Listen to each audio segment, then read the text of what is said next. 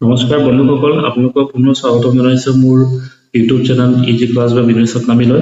আজিৰ এই ভিডিঅ'টোত আমি এছিআৰটি আসাম ডিএলএড এডমিশ্যন 2026 বিষয়ে ফৰ্ম ফিলআপৰ শেষ তাৰিখ, যোগ্যতা, বয়স সীমা, আবেদন পদ্ধতি, ডকুমেণ্ট আদি সকলো তথ্য এই ভিডিঅ'টোত জানিব পাৰিব।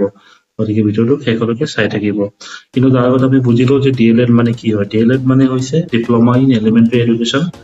যিসকল প্ৰাৰ্থীয়ে আগলৈ এলপি স্কুলত যদি শিক্ষক হ'ব বিচাৰে তেতিয়াহ'লে তেওঁলোকৰ বাবে এই কোৰ্চটো অতি গুৰুত্বপূৰ্ণ। যদি আপোনাক কৰিছে তেতিয়া আপোনাৰ তেনেকুৱা স্কুলত এলপি বা ইউপি স্কুলত আপোনাৰ টিচাৰ হ'ব পাৰে। এডমিশ্যন প্ৰক্ৰিয়া প্ৰতি বছৰে আপোনাৰ এছিআৰটি আসামে কণ্ডাক্ট কৰে।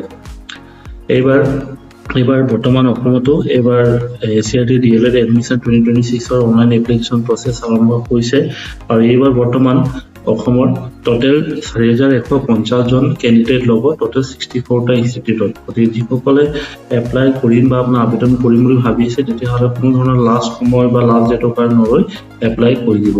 তাৰ আগতে আপোনাৰ এই প্ৰচেছটো আৰম্ভ হৈছে, অনলাইন এপ্লিকেশ্যন প্ৰচেছটো আৰম্ভ হৈছে 21 মে'ৰ পৰা আৰু আপোনালোকে এপ্লাই কৰিব পাৰিব 10 জুনলৈকে।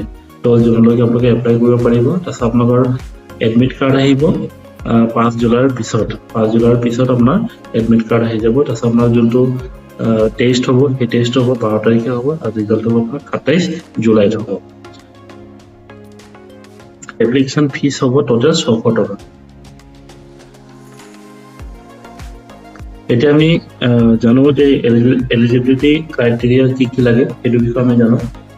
এলিজিবিলিটি ক্ৰাইটেৰিয়া হ'ব লাগিব মিনিমাম আপোনাৰ হাই ছেকেণ্ডেৰী পাছ হ'ব লাগিব। হাই ছেকেণ্ডেৰীত আপোনাৰ 50% পাব লাগিব।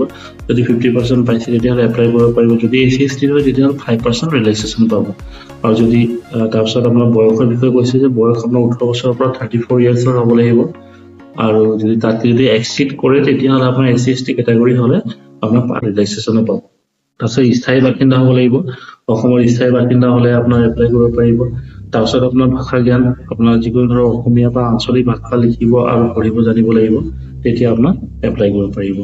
তাৰপিছত আপোনাৰ অনলাইন এপ্লাইৰ বিষয়ে কৈছে যে অনলাইন এপ্লাই কৰিব লাগিব https এইটো আপোনাৰ acrt.pet.co.in আপোনাৰ কি কৰিব লাগিব, এডমিট কাৰ্ডটো এভেইলেবল কৰি দিয়া হ'ব।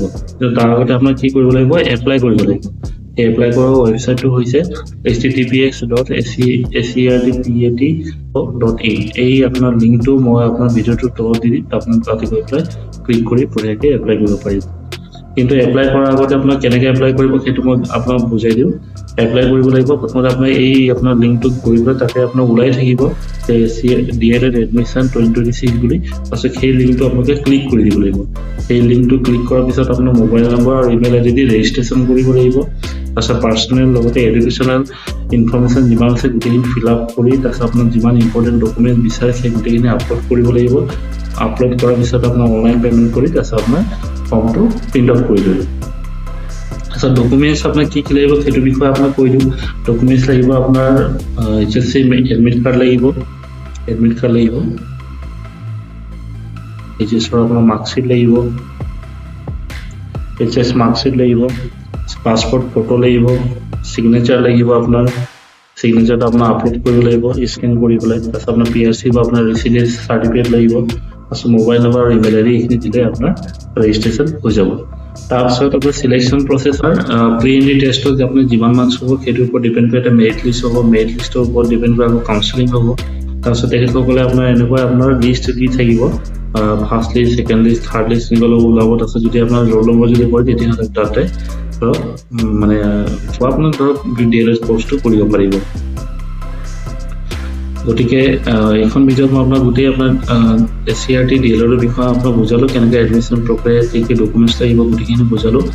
আৰু যদি আজি ভিডিঅ'টো আপোনাৰ কাৰণে ভাবিছে যে উপযোগী হৈছে তেতিয়াহ'লে ভিডিঅ'টো লাইক, শ্বেয়াৰ লগতে চেনেলটো ছাবস্ক্ৰাইবো কৰিব যদি প্ৰথমবাৰ কাৰণে যদি চাই আছে।